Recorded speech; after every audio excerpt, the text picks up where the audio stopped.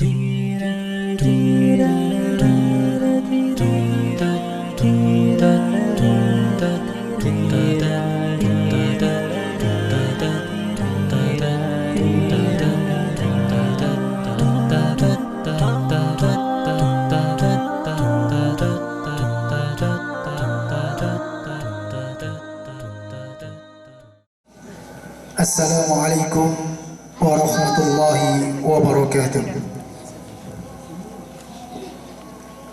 Allahu akbar, Allahu akbar, Allahu akbar kabira walhamdulillahi katsira. Wa subhanallahi bukratan wa asila. La ilaha illallah wahdah, sadaqa wa'dah, wa nasara 'abdah, wa a'azza jundah, wa hazama al-ahzaba wahdah. لا إله إلا الله ولا نعبد إلا إياه مخلصين له الدين ولو كره الكافرون ولو كره المشركون ولو كره المنافقون. الحمد لله الذي جعل الحج والأضحية شعارا من شعائر الإسلام. أشهد أن لا إله إلا الله وأشهد أن محمدا عبده ورسوله أرسله لإتمام الأخلاق الأنام. اللهم صل وسلم على سيدنا محمد الداعي إلى دار السلام وعلى آله وأصحابه أجمعين ومن تبعهم بإحسان إلى يوم الزحام. أما بعد فيا أيها الإخوان أوصيكم ونفسي بتقوى الله وطاعته لعلكم تفلحون. قال الله تعالى في كتابه الكريم: أعوذ بالله من الشيطان الرجيم. بسم الله الرحمن الرحيم. ولله على الناس حج البيت من استطاع إليه سبيلا ومن كفر فإن الله غني عن العالمين. صدق الله العظيم. الله أكبر، الله أكبر، الله أكبر ولله الحمد. Jamaah salat Idul Adha rahimani wa rahimakumullah. Tiada kata yang pantas kita sanjungkan kecuali tetap bersyukur kepada Allah Subhanahu wa taala yang telah memberikan kenikmatan kepada kita semuanya dengan kenikmatan yang tiada tara, sehingga kita tidak mungkin untuk menghitung nikmat Allah yang sudah diberikan kepada kita semuanya. Sampai-sampai diabadikan dalam Quran surat An-Nahl ayat 18, wa in ta'uddu ni'matallah la tuhsuha innallaha laghafurur rahim. Dan jika kalian menghitung nikmat Allah, niscaya kalian tidak dapat menghitungnya atau tidak dapat menentukan jumlahnya. Sesungguhnya Allah benar-benar Maha Pengampun lagi Maha Penyayang. Bahkan Rasulullah SAW menggambarkan begitu banyak nikmat yang sudah kita terima dalam sebuah hadis: man asbaha minkum aminan fi sirbihi mu'afan fi jasadihi wa indahu qutu yaumihi faka'annama hizat lahu dunya bihadafiriha. Barang siapa di antara kalian mendapatkan kondisi aman di pagi hari, sehat jasmaninya, dan mempunyai makanan untuk dimakan di hari itu, maka seakan-akan telah digelontorkan baginya dunia dan seluruh isinya. Terkandung dalam hadis tersebut bahwa ketika kita bangun di pagi hari, kemudian kita mendapatkan kondisi kita aman, badan kita sehat, dan mempunyai makanan yang cukup untuk dimakan di hari itu, maka sesungguhnya hal tersebut adalah kenikmatan yang sangat-sangat luar biasa. Apalagi kalau kita mendapatkan lebih dari sekedar itu. Maka marilah kita tingkatkan rasa syukur kita kepada Allah Subhanahu wa taala sebagai salah satu upaya untuk meningkatkan ketakwaan kita kepada Allah Subhanahu wa taala. Salah satunya yaitu dengan bersyukur. Sebagai bayangan, sebagai gambaran, ketika kita diberikan sesuatu oleh teman atau kerabat kita, kemudian kita memanfaatkan pemberian tersebut dengan baik, niscaya dia tidak akan bosan dan juga tidak akan eman untuk memberikan hal tersebut kepada kita. Namun sebaliknya, ketika kita diberi sesuatu oleh kerabat atau teman kita, kemudian kita tidak memanfaatkan hal tersebut atau bahkan membuangnya, maka suatu ketika teman atau sahabat kita pastilah dia kapok untuk memberikan sesuatu itu kepada kita. Begitu juga ketika kita diberikan nikmat oleh Allah Subhanahu wa taala, kita belanjakan di jalan Allah, di jalan kebaikan, maka Allah akan senang dan memberikan kenikmatan kepada kita dengan kenikmatan yang lebih banyak lagi. Namun apabila kita kufur, maka azab Allah sangat pedih. Jamaah salat Idul Adha muslimin wal muslimat yang dimuliakan Allah. Hari ini kita merayakan Idul Adha. Ada dua peristiwa penting dalam hal ini. Yang pertama adalah ibadah haji, kemudian yang kedua adalah kurban. Namun pada situasi saat ini, kedua ibadah tersebut harus kita laksanakan di tengah pandemi COVID-19 yang sampai saat ini juga belum usai. Tentu saja ketentuan Allah tersebut tidak boleh serta-merta menurunkan semangat spiritual kita. Dan marilah kita percaya bahwa ada sesuatu hikmah di balik hal tersebut. Dan sebagaimana kita ketahui, akibat pandemi COVID-19 yang mewabah di seluruh penjuru dunia, jamaah haji Indonesia tahun 2020 ini ditunda atau tidak diberangkatkan ke tanah suci. Dan hal ini dilakukan pemerintah untuk menjaga keselamatan jiwa jamaah agar tidak tertular virus corona. Pemerintah Arab Saudi pun juga tidak mengizinkan jamaah dari luar negeri untuk menjalankan rukun Islam kelima ini. Hanya warga Arab Saudi dan warga asing yang berada di Arab Saudi yang bisa melaksanakan ibadah haji.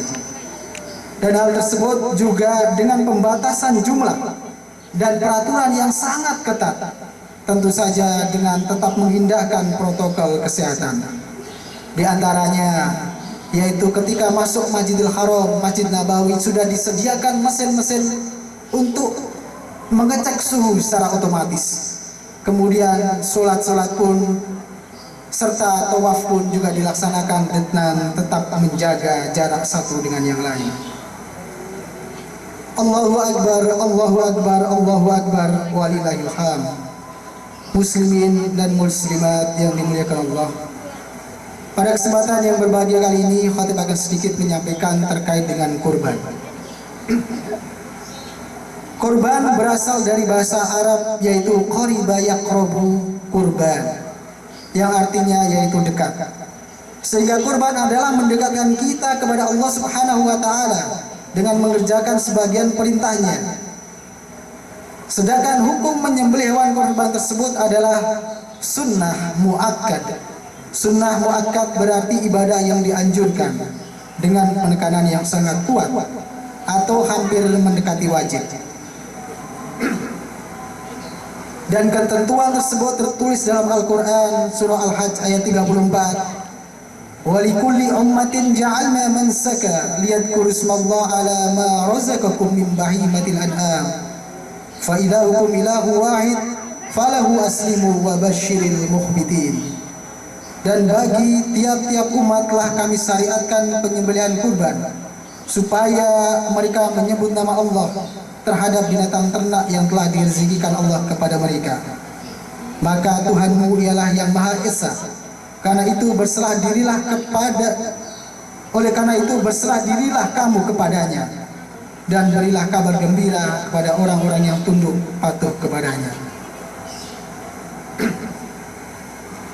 Jadi ibadah kurban ini jika kita lakukan, kita akan mendapatkan pahala yang besar, mendekati pahala wajib. Namun jika kita tinggalkan juga tidaklah mengapa, tidak mendapat dosa. Maka jika kita berkorban pada setiap tahun, artinya kita bisa korban setiap tahunnya, maka investasi atau tabungan akhirat kita akan semakin banyak.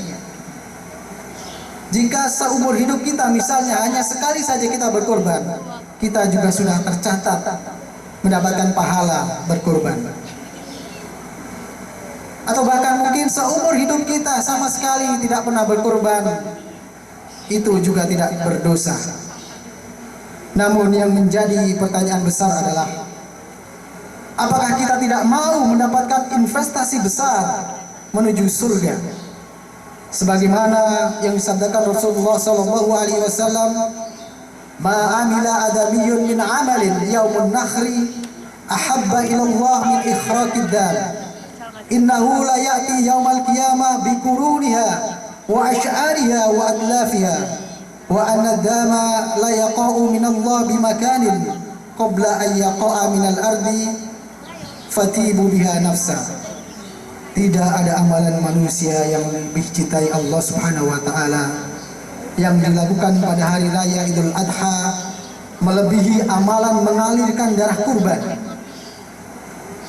Karena kurban akan datang pada hari kiamat dengan tanduknya, dengan bulunya, dengan kukunya, dan darahnya akan menetes ke tempat yang Allah tentukan sebelum darah itu menetes ke tanah. Untuk itu adalah kalian merasa senang karenanya. Hadis riwayat Tirmidzi dan Ibnu Majah. Dari sini kita bisa melihat gambaran bagaimana pahala kurban begitu besar. Bayangkan jika bagian yang tidak berharga atau paling tidak berharga pada binatang kurban seperti bulu, kuku, tanduk, itu saja akan menjadi saksi dan menjadi penolong kita, apalagi bagian-bagian lain yang sangat bermanfaat. Tentu saja kita tidak pernah menjumpai apa itu yang namanya sop bulu kambing, sate tanduk sapi, maupun tongseng kuku unta dan lain sebagainya. Sedangkan daging dan bagian lain bisa kita manfaatkan dengan berbagai macam menu. Bisa dibuat gulai, sate, tongseng, rendang, bakso, brongkos, sosis, galatin dan lain sebagainya. Nah, pastilah selain bulu, kuku dan tanduk akan lebih besar perannya sebagai investasi di akhirat kita kelak. Allahu Akbar, Allahu Akbar, Allahu Akbar, walillahil hamd.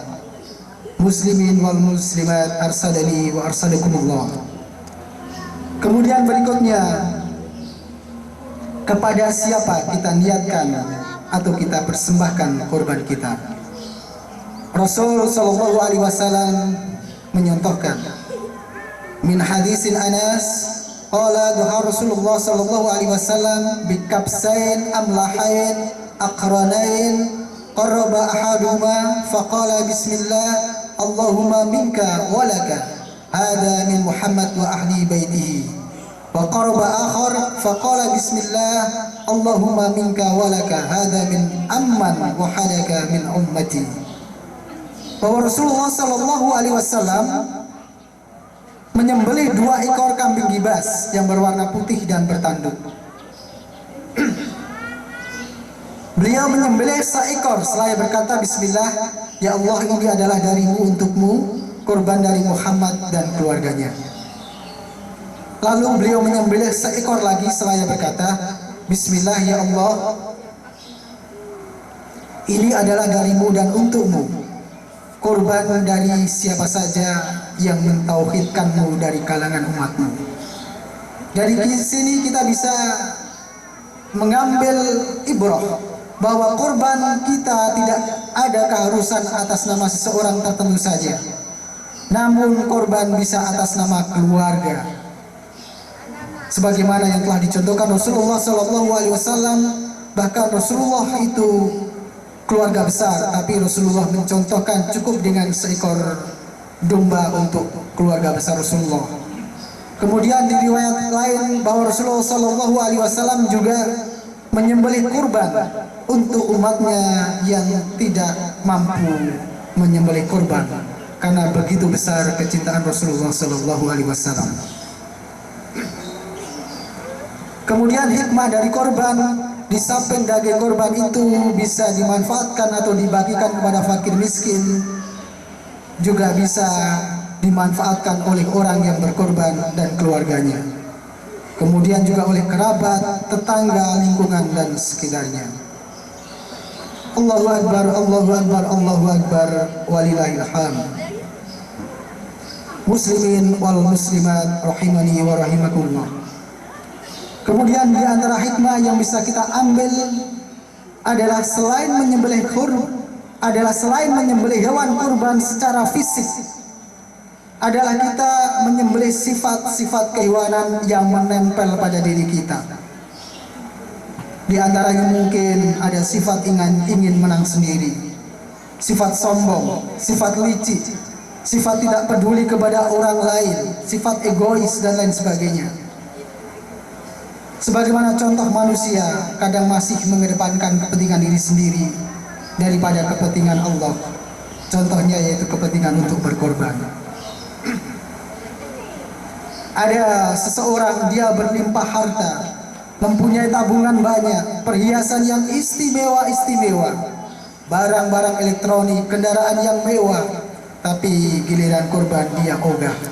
Padahal harga seekor kambing tidaklah lebih mahal daripada handphone yang dia miliki, dan juga tidak semahal dibanding dengan pajak-pajak mobil yang harus dibayar tiap tahunnya. Padahal berkorban itu jelas-jelas merupakan kekayaan kita yang sesungguhnya, yang akan kita panen dan menjadi kendaraan kita di akhirat kelak, di saat semua kekayaan dunia harus kita tanggalkan. Oleh karena itu, marilah kita berdoa. Semoga Allah Subhanahu wa Ta'ala meringankan langkah kita, meringankan hati kita untuk selalu berkorban, termasuk ketika dalam keadaan sulit seperti pandemi saat ini. Semoga Allah Subhanahu wa Ta'ala senantiasa membuka pintu hati kita, sehingga kelak ketika kita di yaumul kiamat, di hari kebangkitan, kita bisa menjawab 4 pertanyaan yang dihadapkan kepada kita. Kedua kaki seorang hamba tidak beranjak dari tempat hisabnya pada hari kiamat hingga ia ditanya mengenai 4 hal. Yang pertama adalah umurnya, untuk apa ia habiskan. Yang kedua, jasadnya, untuk apa ia gunakan. Yang ketiga, ilmunya, apakah ia telah amalkan. Yang keempat, hartanya, dari mana dia peroleh dan kemana ia belanjakan. Dijelaskan dalam hadis riwayat Ibnu Hibban dan At-Tirmidzi. Sehingga semoga kita termasuk orang-orang yang bertakwa, yang selalu berinfak baik dalam kondisi luang maupun sempit. Sebagaimana tersebut dalam surah Ali Imran ayat 134 yang menjelaskan salah satu ciri orang yang bertakwa adalah orang yang menginfakkan dalam kondisi luang maupun sempit. Alladzina yunfikuna fis sarra'i wad dharra'i wal kadhimina al ghaidha wal 'afina 'anil nas wallahu yuhibbul muhsinin. Orang-orang yang menafkahkan hartanya baik di waktu lapang maupun sempit, dan orang-orang yang menahan amarahnya dan memaafkan kesalahan orang. Allah menyukai orang-orang yang berbuat kebajikan. Barakallahu li wa lakum fil Qur'anil Azim wa nafa'ani wa iyyakum bima fihi minal ayati wa dzikril hakim wa taqabbalallahu minni wa minkum tilawatahu innahu huwas samiul alim wastaghfiruh innahu huwal ghafurur rahim. Ahmadu rabbi wa ashkuruhu wa asyhadu an la ilaha illallah wahdahu la syarika lah wa asyhadu anna Muhammadan abduhu wa rasuluh. Allahumma salli wa sallim ala nabiyyina Muhammad wa ala alihi wa man tabi'a bi ihsan ila yaumiddin.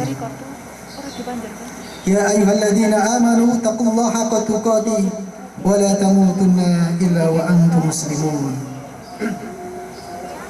Allahumma ighfir lil mu'minina wal mu'minat wal muslimin wal muslimat al ahya'i minhum wal amwat innaka sami'un qaribun mujibud da'awat. Allahumma ansur ummata sayyidina Muhammad. Allahumma aslih ummata sayyidina Muhammad. Allahumma ansur man nasara ad-din wa akhdhul man hadara ad-din واجعل بلدتنا إندونيسيا هذه بلدة تجري فيها أحكامك وسنة رسولك يا حي يا قيوم. اللهم إنا نعوذ بك من البرص والجنون والجدل ومن سيء الأسقام مثل كورونا فيروس. اللهم ادفع عنا الغلاء والبلاء والوباء والفحشاء والمنكر والبغي والسيوف المختلفة والشدائد والمهانة ما ظهر منها وما بطن من بلادنا إندونيسيا خاصة ومن بلدان المسلمين عامة يا رب العالمين. اللهم أعز الإسلام والمسلمين وأخلق الكفرة والمبتدعة والرافضة والمشركين ودمر أعداء الدين. اللهم إنا نسألك هدى والتقى والعفاف والغنى. ربنا هب لنا من أزواجنا وذريتنا قرة أعين واجعلنا للمتقين إماما. ربنا لا تزغ قلوبنا بعد إذ هديتنا وهب لنا من لدنك رحمة إنك أنت الوهاب. ربنا آتنا في الدنيا حسنة وفي الآخرة حسنة وقنا عذاب النار. عباد الله إن الله يأمركم بالعدل والإحسان وإيتاء ذي القربى وينهى عن الفحشاء والمنكر والبغي يعظكم لعلكم تذكرون. فاذكروا الله العظيم يذكركم واشكروا على نعمه يزدكم واسألوه من فضله يعطيكم ولذكر الله أكبر. قلب ينبض بالقرآن وهنا حلقات الصديق. قلب ينبض بالقرآن